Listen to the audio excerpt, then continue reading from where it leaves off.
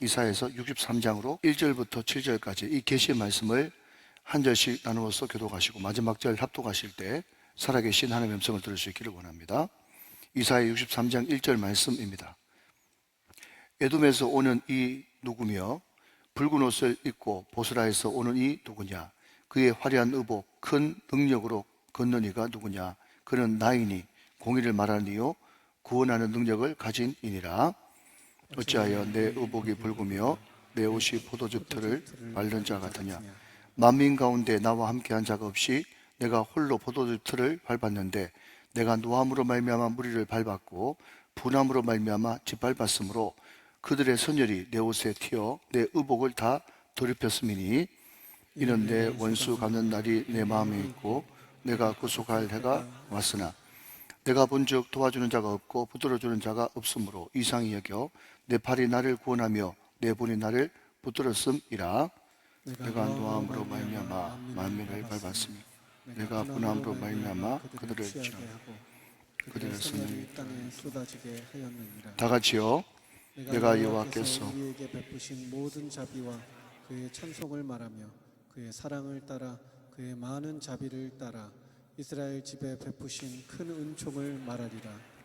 아멘, 아멘. 자, 요 앞에 스피커가 나오고 있는 거 아니죠? 간사님, 요 앞쪽에. 아니죠? 괜찮습니다. 네. 자, 우리 유배분들과 오늘 설교 제목으로 한번 인사하실까요? 진정한 영성은 침묵과 찬송과 기도입니다. 한번 인사하시기 바랍니다. 시작. 진정한 영성은 침묵과 찬송과 기도입니다. 아멘. 오늘도 말씀을 통해서 진정한 영성의 소유자들이 다 되시기를 주 예수 그리스도의 이름으로 축원합니다. 제가 설교를 얼마나 많이 했겠습니까? 그리고 얼마나 설교를 많이 듣기도 했겠습니까? 그런데 그 설교를 딱 들어보면 또 해보면요, 어떤 설교는 내 머리로 하는 설교가 있어요. 말씀이 묵상하다가 이해, 납득, 공감이 되어지니까 내 머리로 지식으로 설교하는 것이 있어요. 그런데 어떤 경우는 하나님께서 그 말씀을 준비하는 동안에 그 말씀을 체험하게 하고 살게 하실 때가 있어요. 자, 그러면 여러분 너무나 당연하겠지만 말씀을 그냥 지식으로만 전할 때하고 말씀을 살아보고 전할 때하고 어느 말씀이 더 능력이 있겠습니까? 뒤에 것이 훨씬 더 능력 있고 파고 있고 내가 그 말씀을 통해서 변화되었으니까 내가 그 말씀으로 다른 사람을 변화시킬 수도 있겠죠. 여러분, 제가 최근에 이사야서를 가지고 복음 중에 복음이라고 하는 제목으로 11번째 제가 설교를 하고 있는데 매주마다 하나님께서 이 말씀을 가지고 내가 직접 살아보도록 경험을 시키시네요. 그래서 오늘 이 말씀을 듣는 여러분들 가운데도 오늘 말씀과 똑같은 삶의 자리 또 삶의 현장 상황 형편에 있는 분이 계실 텐데 오늘 이 말씀을 들으면서 이 말씀이 여러분의 삶을 변화시키고 인생을 변화시키는 능력의 말씀이 다 되시기를 주 예수 그리스도의 이름으로 축원합니다. 우리는 지난주에 우리 예수 믿는 사람들은 무엇으로 사는가 라고 질문을 던지면서 그것은 두 가지인데 하나는 말씀의 힘으로 살고 또 하나는 성령의 힘으로 산다 그랬습니다. 말씀의 힘은 왜 필요하냐? 말씀은 결론이고 말씀은 결말이고 끝이기 때문에 이 말씀을 내가 알고 말씀 붙들고 신앙생활을 한다는 것은 끝을 알고 이겨놓고 싸우는 거나 마찬가지다. 그렇게 말씀을 드렸습니다. 여러분 로마서 8장 28절 그 유명한 말씀 가운데 이런 말씀이 있죠. 앞을 보시면서 로마서 8장 28절 시작. 우리가 알거니와 하나님을 사랑하는 자 곧 그의 뜻대로 부르심을 입은 자들에게는 모든 것이 합력하여 선을 이루느니라. 아멘. 우리의 끝은 선이에요. 여러분 그것을 알기 때문에 끝은 승리예요. 끝은 이김이에요. 여러분 그것을 알기 때문에 우리가 과정이 힘들지 않는 것은 아니나 그럼에도 불구하고 끝을 알기 때문에 우리는 과정이 다 해석이 되는 것입니다. 이해되시죠? 해석이 되니까 쉬운 거예요. 무슨 말인가 하면 내가 어떤 고난을 겪지 않습니까? 우리는 고난을 겪어도 죽잖아요. 왜 죽지 않는가 하면 이 고난은 반드시 나중에는 선을 이룰 거야. 내가 지금 어려움을 겪고 있지만 반드시 하나님께서 끝은 좋게 하실 거야. 나를 크게 만드시려고, 나를 영화롭게 하시려고, 나를 더 크게 만드시려고 하나님께서 나에게 이런 어려움과 시련과 고난을 주시는 걸 거야 라고 해석이 되어지니까 그 모든 순간순간의 어려움과 고난이 견딜만하고 할만하고 어떨 때는 재밌고 어떨 때는 기대가 된단 말이죠.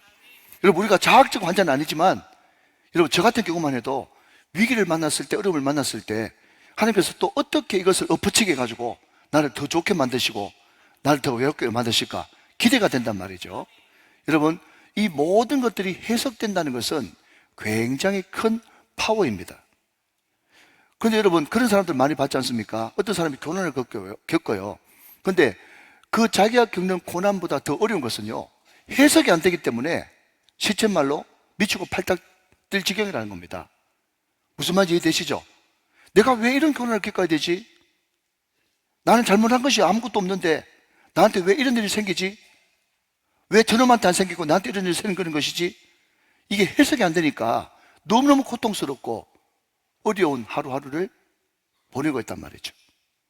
그러나 여러분, 다시 한 번 말씀드리지만 우리는 하나님을 사랑하는 자입니다.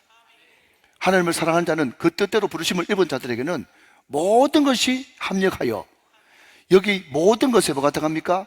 나의 과거도 들어가고 나의 슬픔, 나의 고난, 나의 과거, 나의 눈물, 나의 고통, 이 모든 것들이 하나님의 선이라고 하는 윤곽란에 다 들어가서 마침내는 기쁨으로, 감사로, 축복으로, 선으로 끝날 것을 내가 믿기 때문에 여러분, 우리는 이 순간순간을 견딜만 하다 하는 것입니다.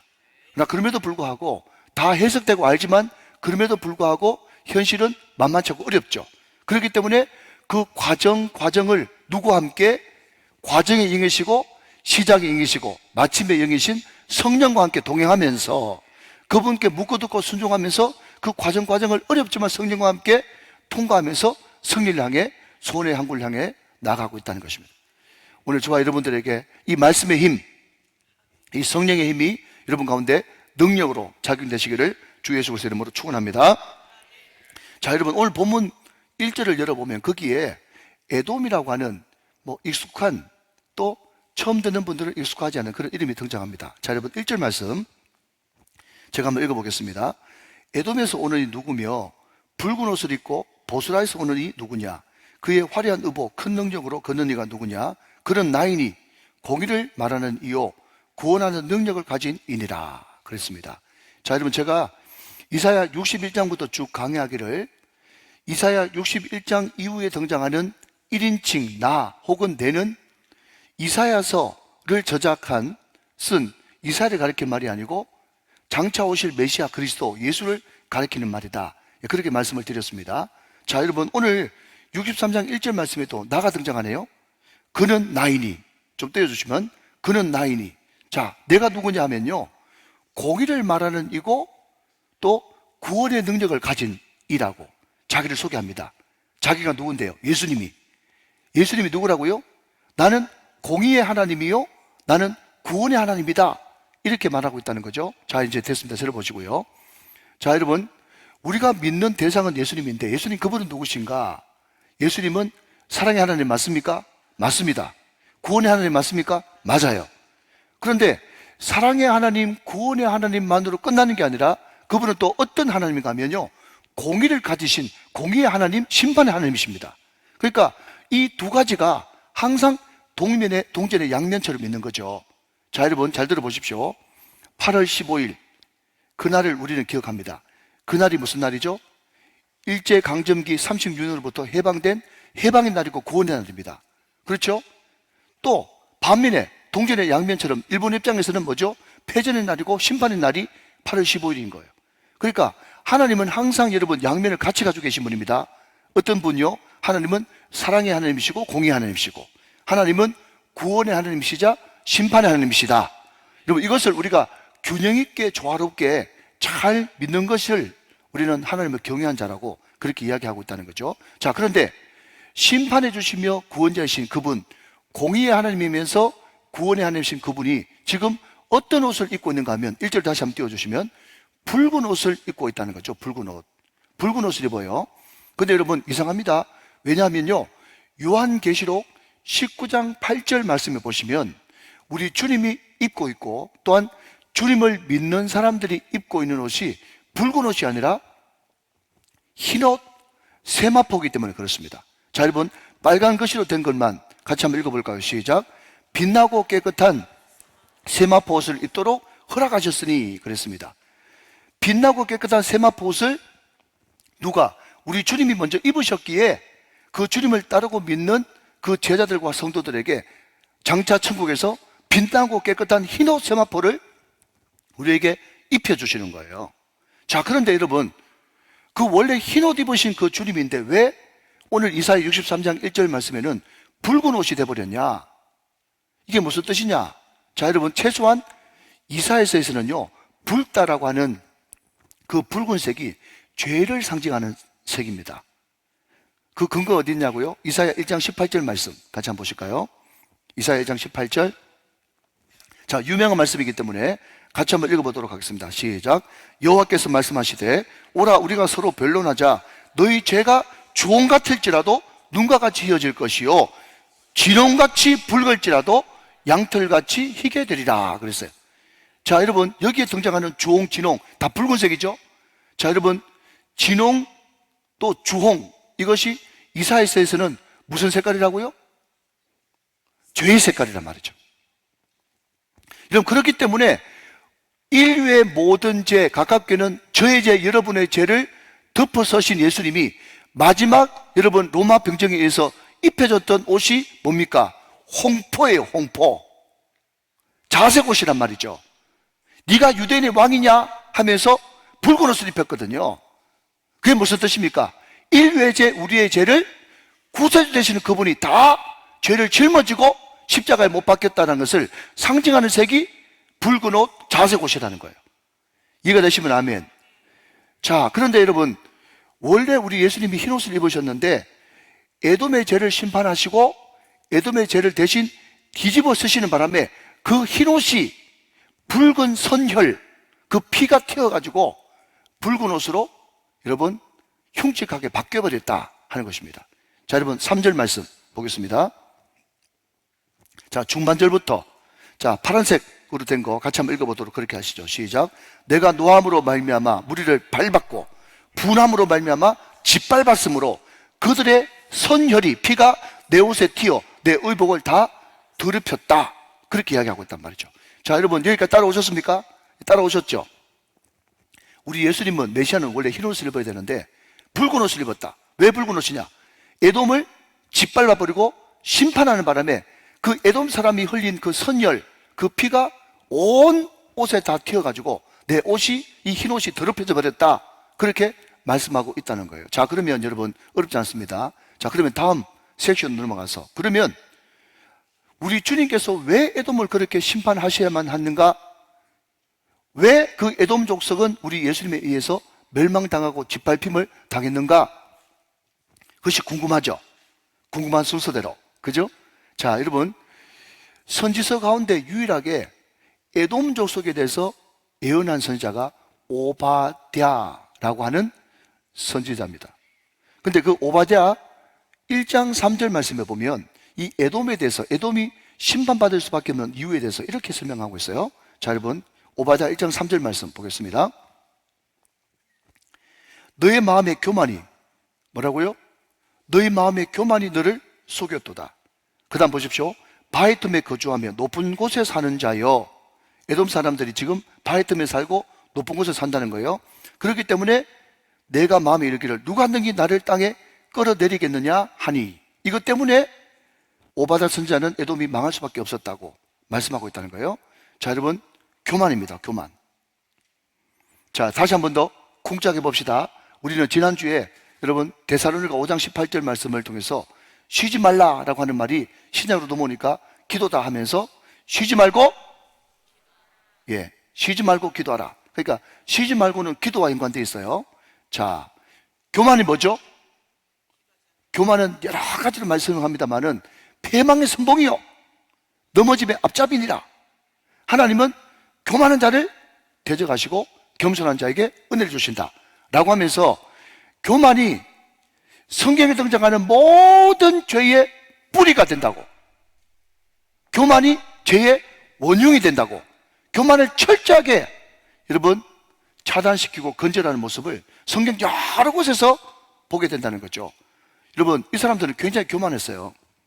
이 사람들이 왜 교만할 수밖에 없냐? 이 사람들은요, 굉장히 높은 곳에 살았거든요. 여러분, 에돔이라고 하는 뜻이 불다라고 하는 뜻인데요. 여러분, 제가 오래전에 성지순례를 갔는데 어디로 갔는가 하면 요르단을 갔습니다. 요르단을 가면요, 여러분, 반드시 두 가지를 보고 옵니다. 하나는 광야 체험을 하고요, 또 하나는요, 바로 이것입니다. 사진 한번 띄워주시면 좋겠는데, 여러분, 이게 페트라라고 하는 유명한 세계적인 그런 관광장소거든요. 페트라. 예, 제가 여기 가봤거든요. 근데 여러분, 여기 인디아나 존스라고 하는 유명한 영화의 촬영지기도 합니다. 그런데 한 가지 분명한 사실은 지금 여러분들이 사진 보는 것보다 10배 이상 입이 쩍 벌어집니다. 바위를 다 파가지고요, 저런 건축물을 만들어 놨어요. 그러니까 이 에돔 사람들은요, 높은 바위 틈에 바위를 파내가지고 저런 건축물을 만들었으니까 난공불락이라고 생각한 거예요. 그러면서 하는 말이, 이웃집 이스라엘뿐만 아니라 전 세계 어떤 강국도 우리를 못 넘어뜨릴 거야. 그러면서 오바다 1장 3절 말씀 다시 한번 띄워주시면, 하반절에 누가 능히 우리를 끌어내릴 수 있겠느냐. 예, 오바다 1장 3절이에요. 우리 영상실. 네. 누가 능히 나를 땅에 끌어내리겠느냐 하면서 이 성은 난공불락이라고 교만이 하늘을 찌르요. 여러분, 이것 때문에 에돔은요, 심판받았다는 겁니다. 교만이 하나님의 심판의 원인이다. 자, 한 걸음 더 나가서 아까 띄웠던 시편 137편 7절 말씀을 한번 먼저 보시면, 자, 제가 한번 읽어보겠습니다. 여호와여, 예루살렘이 멸망하던 날을 기억하시고 에돔 자손을 치소서. 그들의 말이 흘러버리라 흘러버리라, 그 기초까지 흘러버리라 하였나이다. 그렇게 하겠습니다. 자, 여러분 이제 지워주시고요. 예, 여러분 혹시 야구 좋아하세요? 야구. 예, 그런데 그 옛날에는 롯데에 있다가 삼성으로 그 이적한 강민호라고 하는 포수가 있잖아요. 근데 그 사람이 항상 타석에 들었으면 부산 사직구장 가면요, 롯데의 강민호, 이런 음악이 등장하거든요. 그런데 그게 원래 그 중남미의 보니엠이라고 하는, 이 보니엠을 알면 연세가 벌써 이제 50대 후반으로 넘어가는 그 사람들인데, 그게 보면 그 바벨론 갈까이서라고 하는 시편 137편을 그대로 노래로 한 바비타 뭐 이런 거 있어요. 네. 예. 그 노래가 그대로 시편 137편을 그냥 노래로 한 성가곡입니다, 원래. 그런데 여러분, 이 137편이 시편 150편 가운데 가장 슬픈 노래거든요. 이런 배경을 말씀드리면, 이스라엘 백성들이 이제 바빌론에 끌려갑니다. 끌려가가지고 엄청난 모욕과 비난과 조롱을 받고 있어요. 그러면 여러분, 이 에돔 족속이 영남이 아니지 않습니까? 왜 그렇습니까? 야곱과 쌍둥이 형이 에서인데 에서의 후예가 에돔이거든요. 그러면 저 위로 거슬러 올라가면 자기의 형제나 마찬가지인데, 그 형제가 바벨론에 끌려가고 모욕당하고 여러분 고초를 당하면 같이 울어주지를 못할 망정, 또 같이 슬퍼하지를 못할 망정, 이 사람들이 그 끌려가는 이스라엘 백성들을 향해서 뭐라고 조롱하는가 하면요, 다시 한번 더 시편 137편 7절 말씀을 띄워주시면, 자, 파란색 말로 그들의 말이 뭐라고요? 흘러버리라 흘러버리라, 그 기초까지 흘러버리라, 이렇게 조롱하고 손가락질하면서 비난했기 때문에 이스라엘 백성들이 하나님 앞에 노래 부르면서 어떻게 노래 부르는가 하면, 에돔 자손을 치소서, 이렇게 여러분 한이 맺힌 노래를 부를 만큼 그 에돔 사람이 이스라엘 백성에게는요, 이 형제가 아니라 영원한 원수고 대적자고 숙적이었다는 말이에요. 자, 그러니까 여러분, 이 에돔이 심판받을 수밖에 없는 두 가지 이유가 발견됐습니다. 하나는 뭐죠? 교만이고, 하나는요, 비난하고 조롱하는 그 입술입니다. 이것 때문에 하나님의 심판을 받은 거예요. 자, 그러면 여러분, 우리가 충분히 관찰하고 해석했습니다. 이제 적용으로 한번 넘어가 보도록 그렇게 하죠. 여러분, 우리가 인생을 살다 보면 말이죠, 나하고 경쟁 관계에 있는 라이벌이 있습니다. 있죠? 그런데 그 사람이 나하고 경쟁 관계인 걸 알겠는데, 나하고 라이벌 관계인 건 알겠는데, 사사건건 나를 못 살게 구네. 나를 쳐다볼 때 조롱하고, 비난하고, 내가 믿는 하나님 욕하고. 여러분, 예수 믿는 사람들이 이 땅에서 잘 살지 못한 사람들이 있지만은, 그 사람들이 잘 살지 못할 때마다 내 눈을 똑바로 쳐다보면서 예수 믿는 것들이 다 저러냐 하면서 얼마나 내 앞에서 내가 믿는 하나님을 여러분 모독하는지 몰라요. 자, 여러분 혹시 여러분 주위에도 그런 사람이 가끔씩 있다 하시는 분들은 머리를 한번 이렇게 쓰다듬어 보세요. 그런 사람 있네요. 그죠? 여러분, 그런 사람 한 사람만 있어도 그 직장 나가기 싫잖아요. 아무리 월급 많이 줘도. 그렇지 않습니까? 나의 대적이 늘 내일 못 잡아먹어가지고 난리인 그런 직장에 나간다면 얼마나 괴롭겠어요. 자, 그런데 여러분, 더 설상가상은 뭔가 하면 예수를 믿어요. 미안합니다. 우리 교회는 그런 분이 한 분도 안 계신데 한 교회를 다녀요. 근데 심지어 옛날에는 나하고 완전 절친이었어요. 굉장히 가까운 관계였는데 어떤 사람한테 무슨 소리를 들은지 모르겠지만 갑자기 내 보는 눈이 예전과는 다르고 나한테 등을 싹 돌리고 나를 쳐다볼 때마다 위선자 보듯이 보고, 여러분 쓰레기 보듯이 나를 보는 그런 사람이 한 교회에 있다면 한 교회에서 그런 사람을 만날 때마다 얼마나 괴롭겠습니까? 이 보통 문제가 넘지 않습니까? 근데 이게 웬일입니까? 나를 그렇게 못살게 굴고 힘들게 하는 그 사람이 말이죠, 갑자기 소식을 들어보니까 사업이 부도가 났대요. 자녀가 대학 떨어졌대요. 가족 중에 누가 암이 걸렸대요. 자녀가 여러분 교회를 안 나고 삐뚤어지게 나간대요. 그 집에 말 그대로 불행이 닥친 거예요. 근데 여러분 잘 들으십시오. 내 라이벌, 내 대적이 말이죠, 갑자기 일이 안 되고 불행해지고 여러분 온갖 안 좋은 일이 겹칠 때, 그때가 굉장히 중요한 겁니다. 그때 만약에 내 마음속에서 말은 안 하지만 고소하고, 그래 역시 하나님은 살아계셔, 역시 하나님은 공의 하나님이야, 날 저렇게 괴롭히더니 저 인간이 저렇게 될 줄 알았어, 저렇게 돼야만 정상이야, 이렇게 마음이 들고 생각되는 순간 여러분은 이스라엘 택한 백성에서 여러분은 에돔으로, 여러분 경상도 말로 희떡 넘어가는 순간입니다. 이때 굉장히 조심해야 되는 거예요. 여러분, 제가 말씀드리고 싶은 것은요, 에돔, 그러니까 그 에돔이 그냥 옆집 사람이다, 나하고 관계가 없다. 여러분, 오늘 이 말씀이 굉장히 실질적인 말씀입니다. 오늘 여러분의 모든 축복을 결정하는 실질적인 말씀이라고요. 에돔, 그러니까 나하고 관계없다, 옆집 사람 이야기다, 남 이야기다, 그렇게 알고요. 우리는 순간, 여러분 40장 이후에 모든 66장까지 복음 중에 복음인데, 그럼에도 불구하고 이 복음은 때로는 양날의 칼로 우리들에게 여러분 심판을 이야기할 수 있다니까요. 여러분 구원의 날과 심판의 날은 한 달일 수 있어요. 우리가 마음을 어떻게 먹고 생각을 어떻게 하는가에 따라 가지고 내 인생이 여러분 에돔이 될 것인가, 이스라엘이 될 것인가, 모세가 될 것인가, 백성이 될 것인가, 여러분 다윗이 될 것인가, 사울이 될 것인가, 한 판이 결정 나버린다니까요.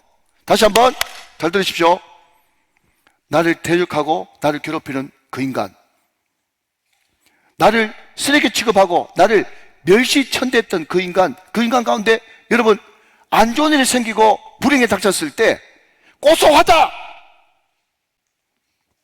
저 인간 저럴 때 알아봤다, 저렇게 돼야 정상이지, 하나님 살아계시네, 하나님 이번 기회에 흐려버리라, 기초까지 싹 다 깔끔하게 회개하고 고쳐주십시오. 여러분 회개지만 더 당해야 된다, 저런 인간은. 그런 생각이 들지 않습니까? 그 순간 여러분들은 에서로 확 넘어가서 여러분도 하나님의 심판의 대상이 된다는 것을 잊지 마십시오. 그러면 어떻게 해야 되겠는가 하는 것입니다.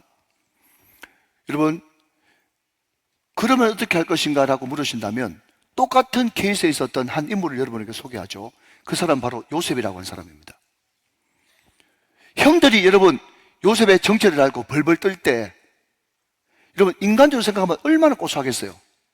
너 이제 다 죽었다. 내가 가만히 안 둘 거야. 철저하게 복수할 거야. 이래버리면 요셉도 똑같은 인간 되는 거예요. 근데 요셉은, 여러분, 당신들이 나를 팔았으므로 근심하지 마소서, 낙심하지 마소서. 내가 하나님을 대신하겠습니까? 내가 당신들의 아들들을 기르리이다. 하나님은 함정에서 선을 이루시는 분이십니다.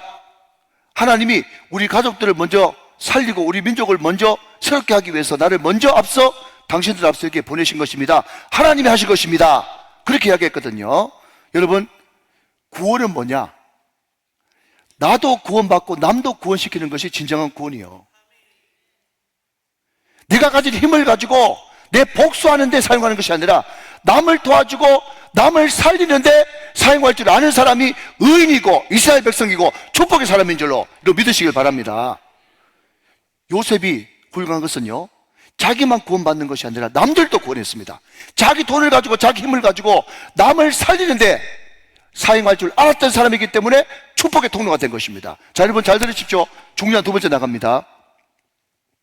하나님의 은혜가 임하고 하나님의 은혜가 임할 수밖에 없고 흐를 수밖에 없는 세 가지 요소가 있습니다. 한번 따라 하실까요? 용서, 크게 따라 합시다. 용서, 겸손, 축복기도. 여러분, 이 세 개가 내 심령 안에 있으면요, 하나님이 내 안에 은혜를 부어줄 수밖에 없어요. 용서하면 은혜가 흐릅니다. 겸손하면 은혜가 흐릅니다. 내가 정말 여러분 그 사람한테 그렇게 하기 싫어도 끝까지 그 사람을 축복기도 하고 하나님 앞에 드리면 나한테 은혜가 임할 수밖에 없는 것이. 사랑하는 여러분, 나의 대적 에돔이 어떤 불행한 일을 당했을 때 입을 열지 마십시오. 침묵하셔야 됩니다. 침묵 중에, 그 침묵 중에 정말 하나님께서 나에게 은혜가 흐르게 하고 축복이 흐르게 하는 들의 찬스가 왔다고 생각하고 어렵지만 힘들지만 입을 열어 용서하는 기도를 하십시오. 하나님, 이것을 통해서 내가 더 겸손하게 해주십시오. 겸손을 구하는 기도를 하십시오. 그리고 그 사람을 어렵지만 축복하는 기도를 하십시오. 그러면 여러분은 요셉 되는 겁니다.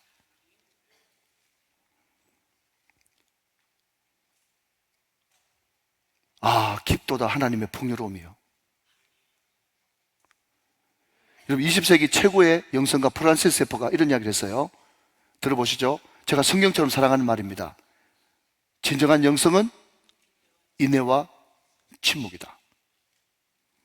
여러분, 와다닥 방언한다고 여러분 뭐 통성기도 2시간 3시간 한다고 그 사람이 영성가가 아니고, 고난 가운데 처했을 때, 나의 대적이 불행을 당했을 때, 그때 고소하다 잘됐다 그럴 줄 알았다 입방정 뜨는 것이 아니라 그때도 인내하면서 침묵할 줄 아는 사람, 그 사람이 복음을 아는 사람이요,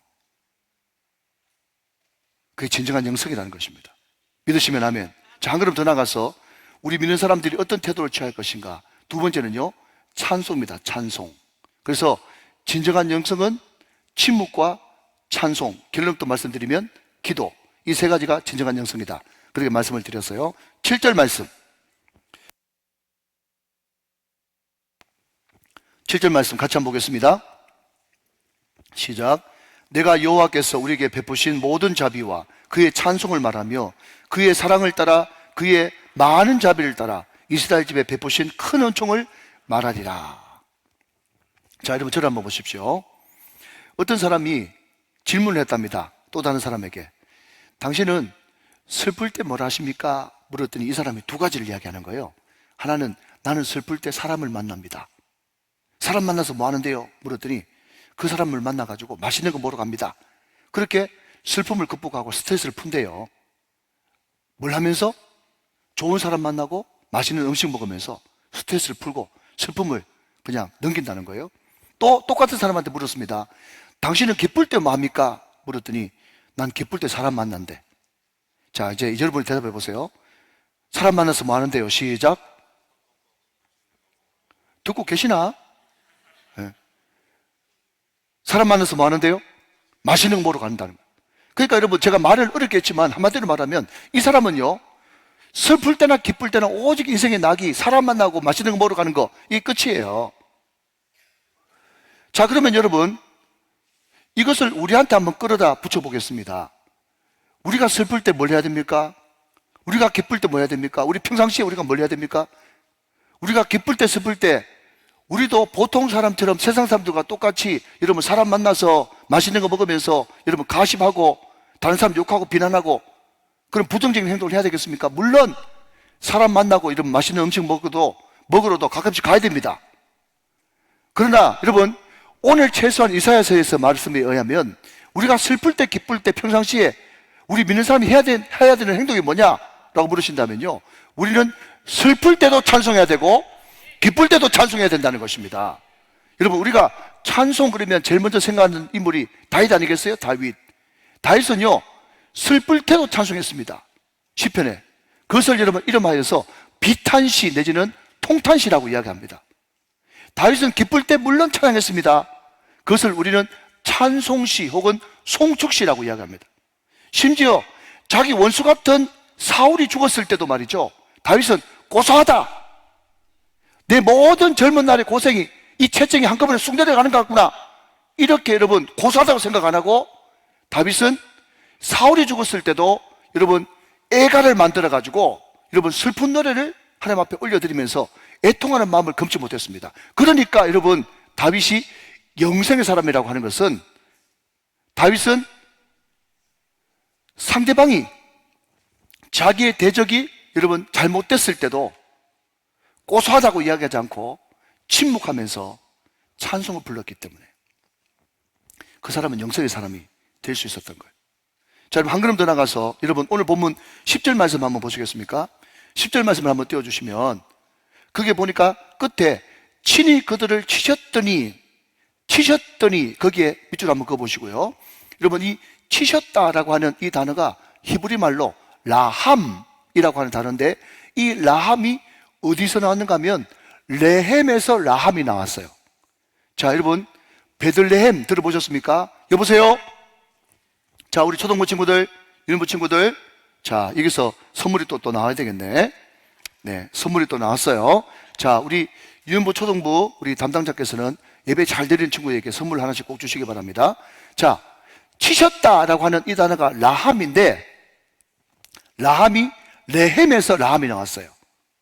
무슨 말인가 하면요, 베들레헴은 베트는 집이고 레헴은 떡이에요. 그래서 베들레헴은 떡집이에요.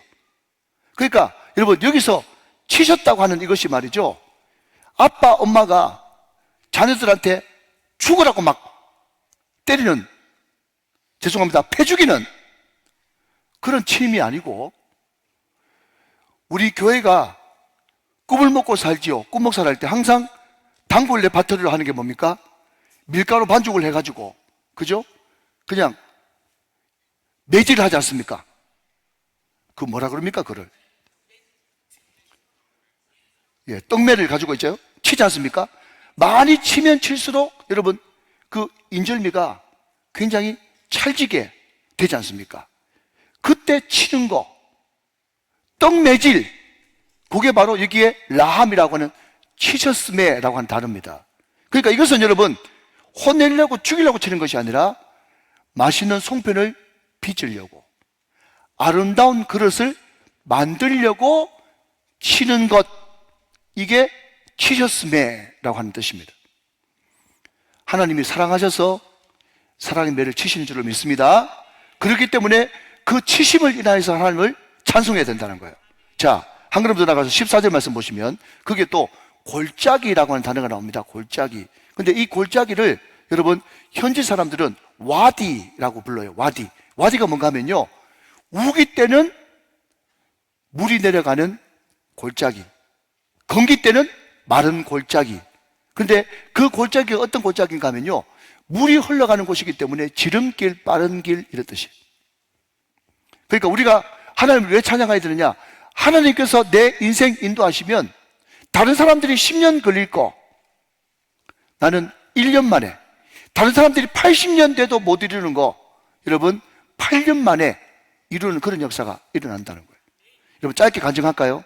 여러분 우리 금요일날 오신 그 미얀마의 박순철 선교사님이 8년 만에 여러분 국제학교도 만들고 신학교도 만들고 유치원도 만들고 엄청나게 만들지 않습니까? 제가 뒤에 간증을 들어보니 이분이 자기가 교만할까 봐 간증을 못했는데 포스라고 이름하는 그 미얀마 어떤 현지인을 미국 사람이 데려가 가지고 입양을 해가지고요 의사 공부를 시켰다는 거예요. 의사가 됐어요.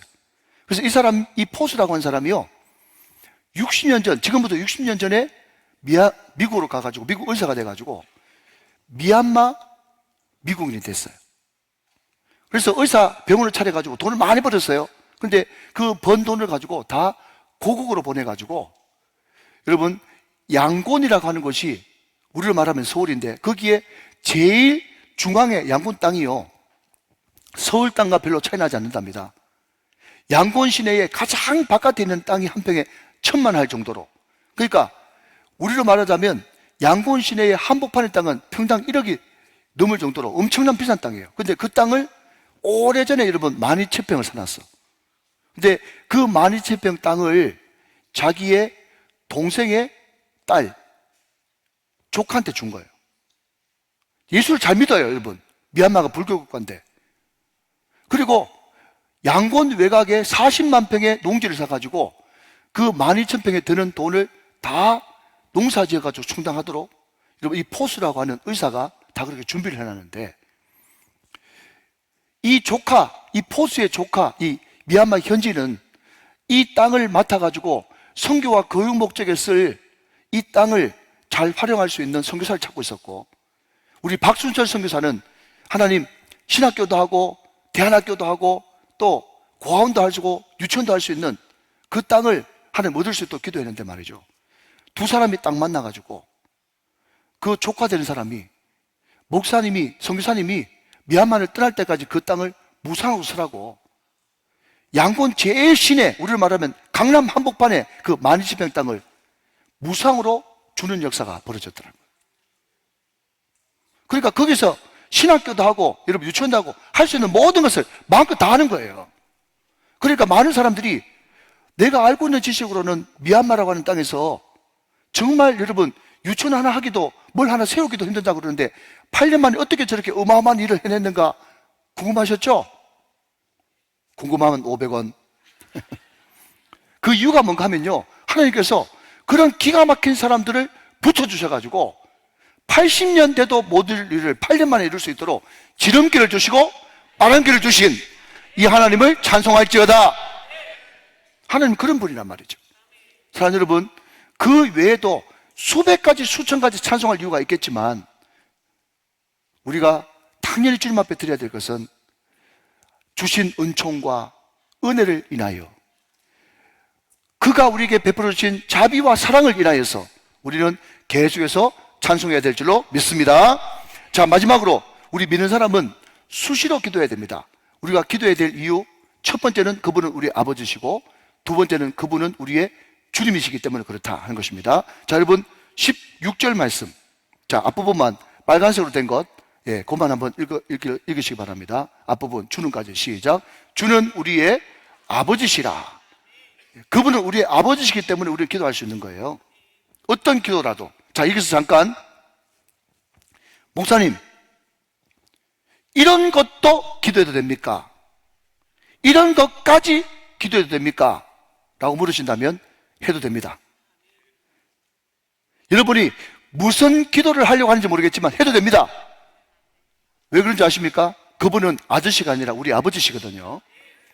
그분은 우리의 아버지가 되시기 때문에 여러분이 어떤 기도를 하든지 간에 혹시 잘못된 기도, 정적을 쓰려고 잘못된 기도를 하더라도 우리 주님은 그 모든 것들을 다 받으시고 기도 제목을 바꾸어 주셔서라도 응답하시는 분이세요. 그러니까 이것까지 기도해야 되나? 이것도 기도해야 되나? 여러분 고민하고 갈등하는 그 시간에 오히려 기도하는 시간에 구하는 것으로서 여러분 그 시간을 보내십시오. 그게 정답입니다. 자, 한 걸음 더 나가서 그분 우리의 주님이시죠. 자, 여러분 15절도 앞부분만 읽어보도록 하겠습니다. 자, 시작. 주여 하늘에서 굽어 살피시며 그랬습니다. 그분은 우리의 주님이세요. 그리고 15절부터 마지막 19절까지, 특별히 17절부터 19절까지 여러분 댁에 가셔가지고 주라고 하는 단어에 동그라미를 치시면요, 그 짧은 석절 안에 주라는 단어가 무려 몇 번 등장하는가 하면 8번 등장합니다. 8번.